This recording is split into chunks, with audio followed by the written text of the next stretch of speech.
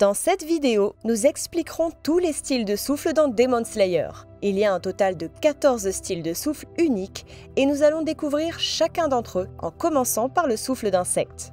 Le souffle d'insecte imite les piqûres et mouvements mortels des insectes en les reproduisant grâce à la technique et aux capacités de l'utilisateur. Les techniques et mouvements les plus connus comprennent les coups de couteau, les poussées et les coupures peu profondes avec des épées spécialement conçues pour infliger de multiples blessures à la cible visée afin de lui injecter divers poisons mortels à base de glycine. Par conséquent, ce style d'épée ne peut être utilisé que par elle et uniquement à l'aide d'un katana unique avec une pointe en forme d'aiguille ressemblant à un dard d'insecte en apparence et en fonction. Le souffle d'insecte a 4 techniques et mouvements connus au minimum. Pendant l'arc du mont Natagumo dans l'anime, Shinobu rencontre l'un des démons de la famille des araignées. Elle s'élance dans les airs et charge vers l'adversaire en utilisant la danse des papillons, puis le pique plusieurs fois avec sa lame pour lui injecter du poison, réussissant à vaincre le démon. Plus tard, lorsque Shinobu se bat contre la deuxième lune supérieure, Doma, elle utilise 3 mouvements différents de souffle d'insecte. Elle le charge en utilisant la danse du myriapode, une attaque avec laquelle elle utilise toute sa vitesse pour courir en zigzag et semer la confusion chez son adversaire afin de créer une ouverture pour poignarder directement son cou et y injecter son poison mortel. Doma a noté que la vitesse pure de cette technique est suffisante pour détruire un pont en bois entier. Doma étant très difficile à vaincre, Shinobu met tous ses espoirs dans la danse de la libellule, une attaque à 6 coups avec laquelle l'utilisateur vise à frapper et à injecter à sa cible de multiples doses de poison au point faible de la cible, comme le cou, le cœur ou le torse afin de la tuer avec une grande dose de poison. Le souffle des fleurs est un style dérivé du souffle de l'eau, utilisé par l'ancien pilier des fleurs, Kanae Kocho, et sa sœur adoptive, Kanao. Les techniques du souffle des fleurs ont tendance à émuler des mouvements très souples et gracieux, ce qui montre l'influence du souffle de l'eau pendant le développement de ce style. Les techniques et les mouvements les plus connus sont une combinaison d'attaques gracieuses portant le nom de fleurs et de fruits qui optimisent l'agilité et la souplesse de l'utilisateur avec son arme et son corps. Ce style de souffle améliore et utilise également la vision de l'utilisateur, bien que cela puisse lui coûter la vue. Les techniques sont principalement des mouvements circulaires qui permettent à l'utilisateur de paraître gracieux car chaque attaque s'enchaîne naturellement d'une action à l'autre. Chaque mouvement est également destiné à créer la surprise avec de nombreux mouvements apparaissant comme des feintes pour cacher le véritable coup fatal. Le souffle des fleurs comporte 7 techniques dont le mouvement final. Pendant le combat de Kanao contre Doma, elle utilise 4 mouvements différents du souffle des fleurs, dont le plus remarquable est le mouvement final, les yeux du licorice. Une technique de concentration qui élève la vision cinétique de l'utilisateur à son maximum. En utilisant cette technique, l'utilisateur perçoit le monde comme s'il était au ralenti. L'utilisation de cette technique est toutefois très dangereuse, car l'énorme pression exercée sur l'œil peut provoquer la rupture des vaisseaux sanguins et entraîner une cécité partielle ou complète. Cette technique est utilisable même si l'utilisateur n'a qu'un seul œil pleinement fonctionnel. Ce style de souffle imite les serpents, en particulier leurs mouvements de glissement. Les techniques et mouvements les plus connus se concentrent sur la contorsion. De la même façon que les serpents glissent, les attaques ne sont pas directes et sont constamment sinueuses, ce qui peut finalement frapper n'importe où. Les utilisateurs du souffle du serpent se visualisent en train de créer des serpents qui les accompagnent lorsqu'ils lancent leur technique. Comme cette technique n'est connue que d'Obanai Iguro, elle ne peut être utilisée qu'avec une lame tordue, dont l'apparence est similaire à celle d'une épée ondulée indonésienne, avec des lames façonnées selon la structure corporelle d'un serpent. Le souffle du serpent a 5 techniques connues, et nous pouvons les voir toutes les 5 dans le combat d'Obanai contre Muzan. Ce style de souffle est basé sur l'émotion de l'amour. La plupart des techniques forment une combinaison d'attaques en forme de fouet qui utilise une flexibilité, une dextérité, une agilité et une vitesse surhumaine. Ce style de souffle est une création personnelle de Mitsuri Kanroji, réalisée en modifiant le souffle de la flamme qu'elle a appris de Rengoku. Ce style tire parti de la densité musculaire unique de son corps, qui lui confère une force inhumaine sans la rendre physiquement encombrante pour porter des coups rapides et puissants, tout en se déplaçant avec une souplesse et une agilité incroyables. Comme il repose sur la composition spéciale de son corps, c'est un style qu'elle seule peut utiliser. On peut également supposer que ce style de souffle est plus efficace avec un katana en forme de fouet. Le souffle de l'amour comporte 6 techniques et mouvements. 4 d'entre eux que nous voyons dans l'arc du village des forgerons lorsque Mitsuri se bat contre la 4e lune supérieure, Hatengu. Elle utilise son 6e mouvement, l'amour de pattes de chaton contre Muzan, où elle tourne à l'envers et crée de multiples attaques d'extension et de coupe avant de se rétracter et de s'étendre à nouveau, le tout dans un laps de temps très court. Le seul utilisateur connu de ce style de souffle, Tengen Uzui, utilise une technique développée à l'aide d'un sens de l'ouïe surhumain, appelée partition musicale, qui consiste à lire les mouvements de son adversaire et à les déconstruire en son en analysant leur rythme. Grâce à cela, il est capable de profiter de leurs ouvertures avec un effet beaucoup plus grand en frappant d'une manière similaire au rythme d'une chanson. En conjonction avec cela, il utilise des bombes anti-démons petites mais puissantes qui sont capables d'endommager les corps des démons de rang supérieur. Puisque ce style de combat ne peut être utilisé que par Tengen, il ne peut être utilisé qu'avec un ensemble d'armes spécifiques, à savoir 2 gigantesques couperets du soleil, chacun ayant une encoche sur le côté tranchant de sa lame. Ils sont maintenus ensemble par une chaîne métallique reliant chaque poignée. On dit de ces épées qu'elles ont une grande puissance explosive, et il est dit que jusqu'à ce que Tengen se batte contre la 6e lune de rang supérieur, personne n'avait jamais survécu à un coup de ces épées.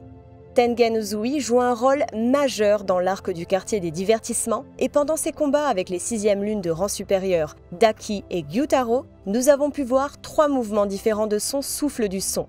Premier mouvement, tonnerre. Tengen lève ses épées jumelles au-dessus de sa tête et les abat avec une grande force. 4e mouvement, le glas mortel d'Avicii. Tengen écarte ses couperets et les fait tourner rapidement en même temps qu'il libère ses bombes. 5e mouvement, symphonie stridente. Tengen tient l'un de ses sabres avec une prise inversée et fait tourner l'autre en utilisant la chaîne qui les relie. Il couple cela en libérant également de nombreuses bombes à faire exploser. Le souffle de la bête est un style de souffle créé par Inosuke Ashibira, après avoir vécu dans les montagnes et s'être battu pour survivre. On dit qu'il s'agit d'un dérivé lointain du souffle du vent. Ce style améliore le sens du toucher de l'utilisateur tout en lui permettant d'utiliser plusieurs techniques différentes. Le souffle de la bête imite les bêtes et les animaux sauvages, plus précisément leur nature imprévisible et sauvage, y compris leurs mouvements, leurs attaques et leurs sens, puis les reproduit. La plupart, sinon la totalité des techniques et des mouvements connus, sont des attaques simples et directes, mais sauvages, imprévisibles et animales. Le souffle de la bête a 10 techniques connues, avec notamment une technique d'improvisation créée pendant le combat d'Inosuke contre Doma. Son mouvement le plus puissant est sans doute la 7e, détection, avec lequel Inosuke utilise son sens du toucher pour identifier la position des ennemis et leur faiblesse en sentant de petites perturbations dans l'air. Cette technique était si forte qu'Inosuke pouvait sentir tous les démons répartis sur une montagne entière. Ce style de souffle dérivé de celui du vent est utilisé uniquement par le pilier de la brume, Muichiro Tokito. Muichiro est connu pour avoir complètement maîtrisé ce style de souffle au point qu'il pouvait facilement combattre et écraser la 5e lune supérieure. Il est même capable de créer un 7e mouvement entièrement nouveau pour ce style. Muichiro porte des vêtements larges qui couvrent ses bras et ses jambes afin de masquer ses mouvements. On peut supposer que la plupart des autres utilisateurs devront également porter des vêtements qui cachent leurs membres à leurs ennemis afin de maximiser le potentiel de ce style de souffle. Le souffle de la brume a à l'origine 6 mouvements et techniques connus. Le 7e a été créé et utilisé uniquement par l'actuel pilier de la brume, Muichiro. Pendant l'arc du village des forgerons, Muichiro se bat contre Gyoko, 5e lune supérieure. Muichiro utilise le 5e mouvement du souffle de la brume, brume de mer, et porte un coup au cou de Gyoko. Plus tard, au cours de ce combat, nous voyons également ses 6e et 3e mouvements. Finalement, Gyoko utilise son pouvoir sanguinaire et Muichiro répond avec le mouvement qu'il a personnellement développé, le 7e mouvement du souffle de la brume, brouillard. Alors que Gyoko cherchait dans le brouillard, Muichiro l'a décapité sans effort. Le vent dans les mangas et les animés est souvent montré comme ayant des caractéristiques tranchantes et il est souvent représenté comme un élément offensif.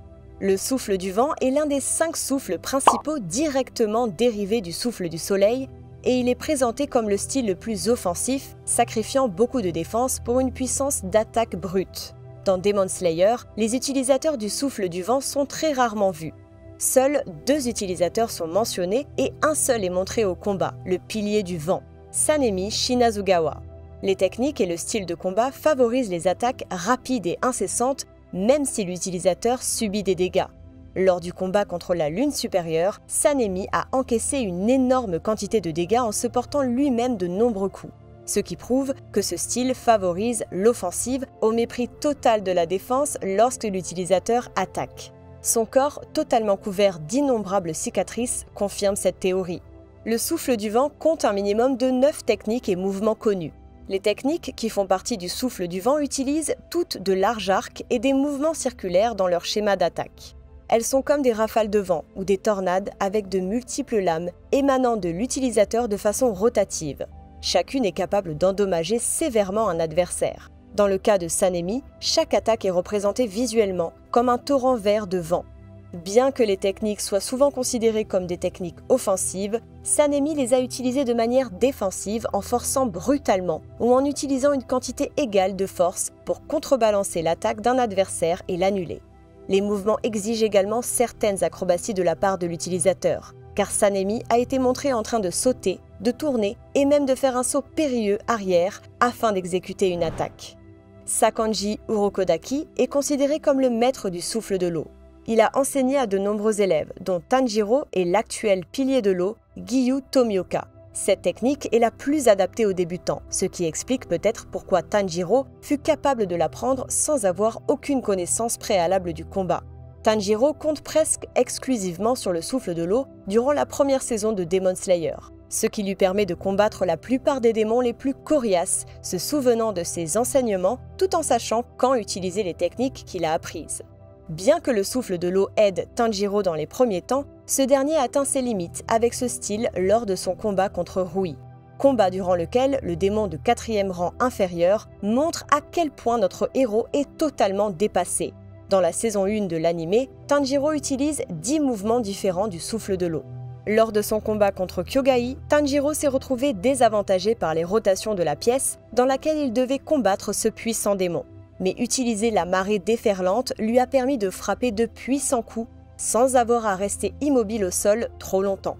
Ce jeu de jambes complexe est difficile à exécuter, mais l'ardeur de Tanjiro lui a permis de prendre le dessus sur son ennemi et de donner un coup fatal, faisant de lui le vainqueur de ce combat une fois pour toutes. L'une des techniques les plus cool du souffle de l'eau fut exécutée par Tanjiro lors de son combat contre la lune inférieure, Rui. Poussé à ses limites, Tanjiro a dévoilé son puissant 10e mouvement, flux constant. Ce 10e mouvement permet aux utilisateurs d'exécuter une attaque fluide et continue prenant la forme d'un dragon d'eau. Chaque nouveau coup d'épée devient plus puissant en raison de la force de l'élan qui augmente à chaque rotation. Le mouvement le plus puissant que nous avons vu jusqu'à présent est le 11e, Akalmi. Cette technique unique du souffle de l'eau est l'œuvre originale du pilier de l'eau, Giyu Tomioka. Voir cette 11e forme en action contre Rui fut un régal visuel. C'est grâce à Zenitsu qu'on apprend que ce style de souffle se concentre sur la canalisation de la force dans les jambes de l'utilisateur et maximise le potentiel de chaque muscle et vaisseau sanguin. Les utilisateurs imitent également la foudre avec une telle fidélité qu'ils peuvent faire vibrer l'air lorsqu'ils sont prêts à déclencher une technique et créer des sons intenses, semblables à ceux du tonnerre avec leur simple pas. Un pratiquant connu du souffle du tonnerre parmi les tueurs de démons est l'ancien pilier de la foudre, Jigoro Kuwajima. Il a enseigné ce style de souffle à Zenitsu et Kaigaku. Le style de la foudre a 6 mouvements standards au total, le premier étant considéré comme la base de tous les autres mouvements. Cependant, Zenitsu a développé un 7e mouvement afin d'être sur un pied d'égalité avec Kaigaku, son ancien disciple senior, ayant atteint le 6e rang supérieur parmi les 12 lunes démoniaques. Bien que le souffle de la foudre ait 7 mouvements, les fans n'ont vu que le premier, frappe foudroyante. Zenitsu a perfectionné ce mouvement, développant finalement 3 variations, 6 coups, 8 coups et vitesse divine. Vitesse divine est l'une des techniques les plus puissantes de Zenitsu. Il s'agit essentiellement du premier mouvement, dont la vitesse et la technique sont considérablement augmentées. Lors de la première démonstration de cette technique, Zenitsu, alors inconscient, remarque qu'il ne doit pas exécuter cette technique plus de 2 fois, sinon ses jambes finiraient paralysées. Il a par la suite créé le 7e mouvement, Dieu du feu céleste, qui lui permet de s'élancer vers l'avant, à une vitesse fulgurante et de décocher un coup unique, apparemment accompagné d'un dragon japonais jaune en forme d'éclair. Dans Demon Slayer, nous n'avons vu qu'un seul utilisateur du souffle de la roche. Celui-ci est sans doute le plus fort des tueurs de démons de la génération actuelle, Gyomei Himejima, le pilier de pierre. Les techniques du souffle de la roche sont souvent des attaques simples mais très puissantes, qui peuvent facilement briser des rochers, des pierres et dans certains cas, briser l'arme d'un démon de rang supérieur. En outre, les techniques offrent également d'assez bonnes positions défensives qui permettent à l'utilisateur de rester sur place et de créer une barrière apparemment impénétrable qui peut empêcher les attaques les plus fortes de percer. Si les techniques et le style en eux-mêmes peuvent sembler assez banals, c'est lorsqu'ils sont utilisés par Gyomei en combinaison avec son arme qu'ils deviennent vraiment uniques et redoutables.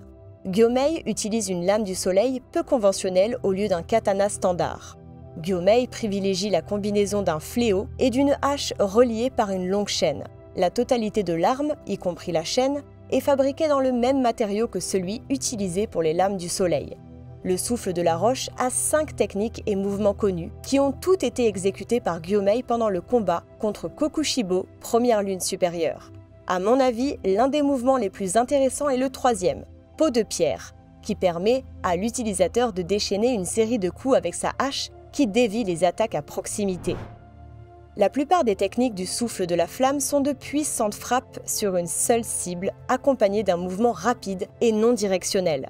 La technique du souffle de la flamme permet à l'utilisateur de se déplacer extrêmement rapidement et même assez rapidement pour produire des effets secondaires qui imitent les flammes.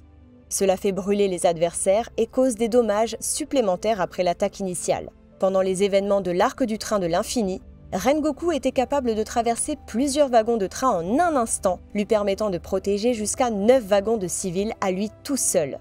Alors que pour un nombre inférieur, Nezuko et Zenitsu devaient faire équipe. Ce qui est d'autant plus impressionnant car Zenitsu, qui utilisait le souffle de la foudre basé sur des mouvements rapides, était incapable de suivre Rengoku. Pendant le combat de Rengoku contre Akaza, 3e lune supérieure, nous le voyons exécuter un total de 6 mouvements du souffle de la flamme. Au total, il existe 9 mouvements, dont 3 n'ont pas été révélés. Le 9e mouvement de Rengoku, Purgatoire, est le plus puissant du souffle de la flamme. Cette technique est assez puissante pour marquer le sol d'une brûlure profonde. La technique prend la forme d'un dragon japonais enflammé qui enveloppe l'utilisateur tout en chargeant vers sa cible. Cette technique permet à l'utilisateur de créer de nombreuses lames chaotiques qui varient en longueur et en taille. Comme tous les autres styles de souffle originaux, le souffle de la lune est également issu du souffle du soleil. Lorsque Michikatsu Tsugikuni a tenté d'apprendre le souffle du soleil auprès de son frère jumeau Yoriichi, il découvrit qu'il était incapable de maîtriser ce style de souffle et s'est alors formé à un style alternatif devenu plus tard le souffle de la lune. Yoriichi l'avait créé pour l'adapter aux forces et faiblesses de Michikatsu, qui a ensuite continué à s'entraîner et à développer ce souffle jusqu'à en faire son propre style qu'il baptisa le souffle de la lune. On sait que Kokushibo a développé et ajouté des techniques à ce style de souffle au cours des siècles en tant que démon immortel. C'est le seul style de souffle connu à posséder au moins 16 mouvements différents, surpassant les autres styles. Ce style de souffle n'est utilisé que par Kokushibo, première lune supérieure, qui fut l'un des premiers tueurs de démons à utiliser le souffle de concentration intégrale. Après être devenu un démon, il améliora son style grâce à son pouvoir sanguinaire, qu'il utilisa pour créer des dizaines de croissants de lune tangibles à partir de son épée, chacun d'entre eux étant aussi tranchant qu'une lame, ce qui fait de ce style de souffle l'un des plus puissants de toute la série. Le Hinokami Kagura est un style de souffle qui est transmis de père en fils à chaque génération aux côtés des boucles d'oreilles Hanafuda. La famille Kamado utilise le style de souffle dans le cadre d'une cérémonie rituelle pratiquée chaque nouvelle année. Lors de cette cérémonie, l'utilisateur du souffle de la flamme offre au dieu du feu une danse qui dure du coucher au lever du soleil, afin d'éloigner les menaces et les maladies. L'Hinokami Kagura est plus tard révélé par Senjuro Rengoku comme étant le style de souffle connu sous le nom de la flamme. Un style de souffle légendaire oublié et aussi le premier jamais créé. Tous les autres styles de souffle en sont dérivés, car Yoriichi, le créateur du souffle du soleil, l'a modifié pour l'adapter aux personnes à qui il a enseigné. l'Ino Kamikagura et le souffle du soleil sont des styles de souffle qui imitent le soleil et le reproduisent avec les mouvements, les techniques et les capacités de l'utilisateur. Toutes les techniques et les mouvements de ce style de souffle sont extrêmement variés et n'ont pas de modèle fixe, ce qui en fait le style le plus polyvalent et le plus efficace contre les démons. Le souffle du soleil a initialement été créé par Yoriichi avec 12 techniques toutes reliées les unes aux autres. Plus tard, lors de sa rencontre avec Muzan Kibutsuji, Yoriichi a perfectionné ses mouvements au sabre, créant ainsi un 13e mouvement sans nom. Celui-ci permet à Yoriichi d'exécuter continuellement les 12 formes du souffle du soleil de façon répétitive afin d'augmenter la précision et l'agilité de ses mouvements tout en réduisant la fatigue. La répétition des 12 mouvements vise à détruire les 12 organes vitaux, les 7 cœurs et les 5 cerveaux de Muzan qui se déplacent librement. Si vous aimez cette vidéo, cliquez ici pour en savoir plus sur chaque lune démoniaque dans Demon Slayer.